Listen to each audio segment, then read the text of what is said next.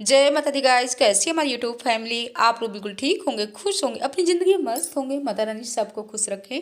So guys, सुबह के 8 बज रहे हैं और आज डेट है 18 जनवरी। और आज हम क्यों लेट हो गए हैं विष्णु भगवान की पूजा करने के लिए, क्योंकि हमारे पति देव को ना सुबह बहुत ही जल्दी जाना था। इसीलिए उनके लिए पहले सब्जी रोटी रेडी किए और उनको भोजन दिए, उनका टिफ़िन पैक किए। इसके बाद हम भी थोड़ा रेडी हो जाते हैं।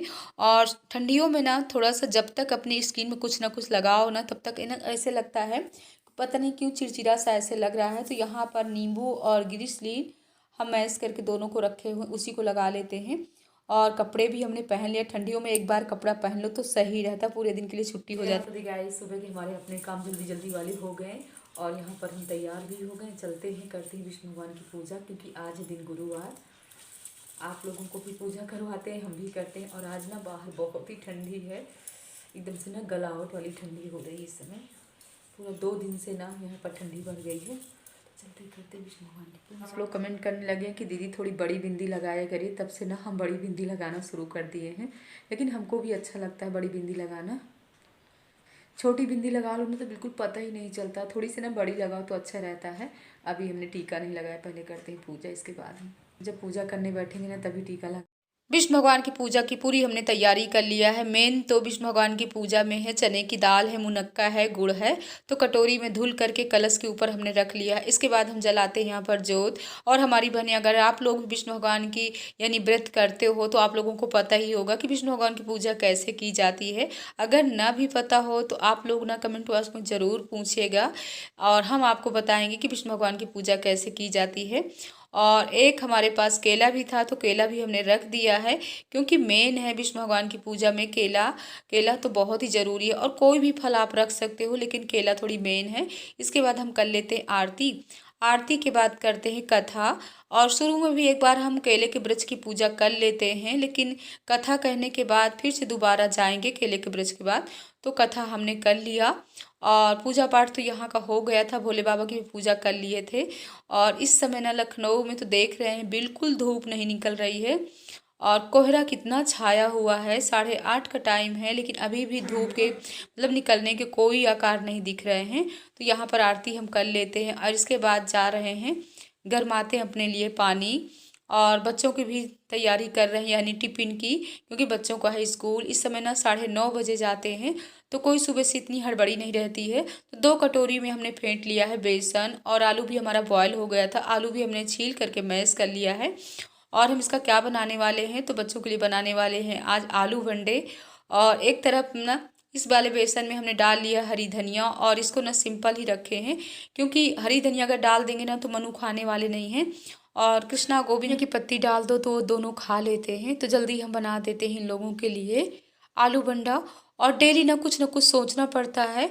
और सुबह हुई नहीं कि बच्चों की फरमाइशें शुरू हो जाती है। मनु बोलेंगे माँ आज क्या नाश्ते बनाओगे, तो कुछ ना कुछ हमको रात में ही सोचना पड़ता है कि सुबह से हमको क्या बनाना है, क्योंकि सुबह के अपने काम इतने हड़बड़ी वाले रहते हैं। तो यहाँ पर हमने एक तरफ अपने लिए चाय भी रख दिया है पकने के लिए, और बच्चों का भी अपनी तैयारी चल रही है। इंडक्शन इधर हमारा साफ़ था इसीलिए हमने चाय इधर रख दिया है। अदरक भी डाल देते हैं। अच्छे से हमारी चाय बॉयल होने लगी थी तभी इसमें हम अदरक डाल रहे हैं। और बाहर तो इतनी तेज़ हवा चल रही है कि कुछ पूछिए ही नहीं। और कल के ब्लॉग में हमारी बहनों ने कमेंट किया है कि दीदी इधर भी बहुत ही ठंडी है। तो जल्दी अब बना लेते आलू बंडा। हमारे पेट में ना गर्म पानी चला गया है, क्योंकि गर्म पानी तो बहुत ही ज़रूरी है। और गौ माता के सामने देखिए रोटी भी रखी हुई। अभी ना ठंडियों में सुबह से गौ माता भी नहीं दिखती हैं। तो यहाँ पहले हम मनु के लिए सिंपल वाले बना देते हैं, इसके बाद ही बनाएंगे हरी धनिया वाले। और आलू बंडे वैसे भी ठंडियों में इसी तरह का आइटम अच्छा भी लगता है। रोज़ रोज़ बच्चों के लिए क्या बनाओ, इस समय ना पूरी सब्जी भी नहीं करें, टिफ़िन में ले जाएंगे। रोटी सब्जी तो बिल्कुल नहीं, अगर रोटी सब्जी का नाम ले लो ना तो कह नहीं माँ रोटी सब्जी नहीं ले करके जाना है। तो यहाँ पर हम ना सुबह से डबल यानी तैयारी हमको करना पड़ता है, पहले पति देव के लिए फिर बच्चों के लिए और अपने लिए। हम बहनें सोच ही नहीं पाते हैं कि हम लोगों को व्रत में क्या फलाहार बनाना है। पता है ये सब अपने काम करते करते ना ऐसा होता है कि कुछ भी फलाहार में ले लो, चाय पी लो या मूंगफली के दाने वगैरह थोड़ी बहुत जो भी है ले लो। और इस समय तो सीजन चल रहा है अमरूद का, तो अमरूद मंगा करके रख लो, तो दोपहर में बढ़िया धूप में बैठ करके अमरूद खाओ। लेकिन इस समय तो धूप भी बिल्कुल नहीं निकलती है और उंगलियां ना सूज सूज करके ये हो रही हैं। जय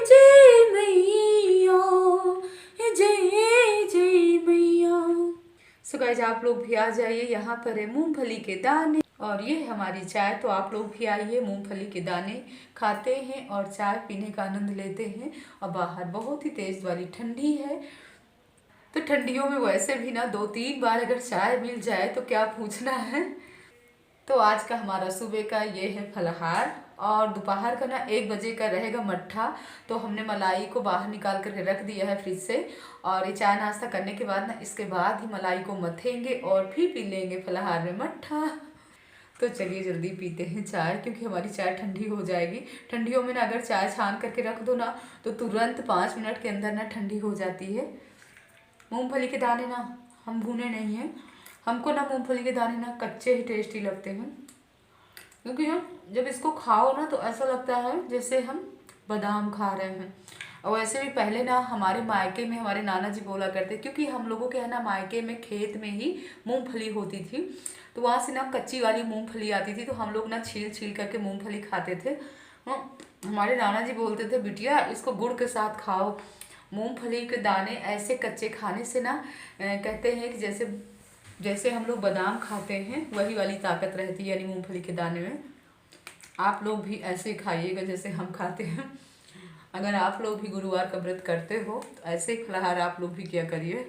हमारा तो ऐसे वाला फलाहार है, कोई भी ऑयली चीज़ें नहीं। लेकिन हाँ, कहते हैं कि मूंगफली का दाना कच्चा खाने से जिसका बादीपन शरीर होता है ना उसके लिए नुकसानदेह है। लेकिन कौन सा यार रोज़ खाना है, हफ्ते में 1 दिन तो खाना है, तो खा सकते हैं, क्योंकि हमको भी ना पसंद है। इसीलिए जो चीज़ पसंद हो ना उसको ज़रूर खाना चाहिए। 12 बजे के बाद ना धूप निकल आई थी, तो आज ना हम खूब समय तक के लिए धूप में लेट गए थे और कमर की सिकाई भी हमारी हो गई। बहुत ही अच्छा लगा, यानी काफ़ी समय बाद है आज हमने धूप लिया है। और बच्चे भी आ गए थे स्कूल से, टाइम ना 3 बज रहे हैं। तो यहाँ पर इन लोगों के लिए चावल भी तल के दे देते हैं। तल दिए बच्चों के लिए। आजकल ना बच्चे इतने नखरीले हो गए हैं कि दाल चावल ना दोपहर में नहीं खाते हैं। चल रहे हैं अपनी चिड़ियों को देते हैं चावल, वो भी बेचारी चूँ चूँ चूँ कर रहे हैं। तो चिड़िया इस समय नहीं दिख रहे हैं। ठंडियों में ना ये भी बेचारी इधर से उधर हो जाती है। लेकिन हाँ, सुबह चिड़िया आती हैं, तो सुबह तो हमने कच्चा चावल ही यहाँ पर डाल दिया था और ये अपना पका वाला चावल है। तो दोपहर यानी शाम तक में ना ये भी अपना सब खा जाती हैं और अच्छा भी लगता है। चिड़ियों को खिलाना भी चाहिए। और जब धूप में आ जाओ ना तो नीचे जाने की बिल्कुल इच्छा नहीं होती है। और आज तो पूरा 2 घंटे हमने धूप में आराम किया है और खूब सबसे बातें की हैं, क्योंकि आज के दिन हमारे लिए ऐसा रहता है ना कि कहीं हमको जाना नहीं है। और कोशिश यही करते रहते हैं कि व्रत में कहीं ना जाएं, लेकिन फिर भी देखिए हमको कहाँ जाना पड़ रहा है।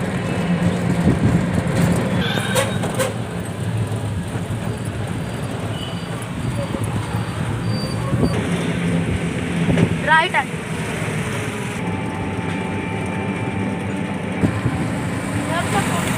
लोग आ गए हम मकान में और हम उनसे कह रहे हैं कि चलो कुछ झाड़ू पोछा वाले काम कर लेते हैं। तो कह रहे हैं माँ आज आराम करो, कुछ भी ना करो, वैसे भी झाड़ू ही लगाते आज पोछा ना लगाते। लेकिन मनु आराम से लेटे हुए हैं। ये देखिए बाहर ना बहुत तेज वाली हवा चल रही है, इसीलिए ना हम लोग अंदर के रूम में बैठे हुए हैं।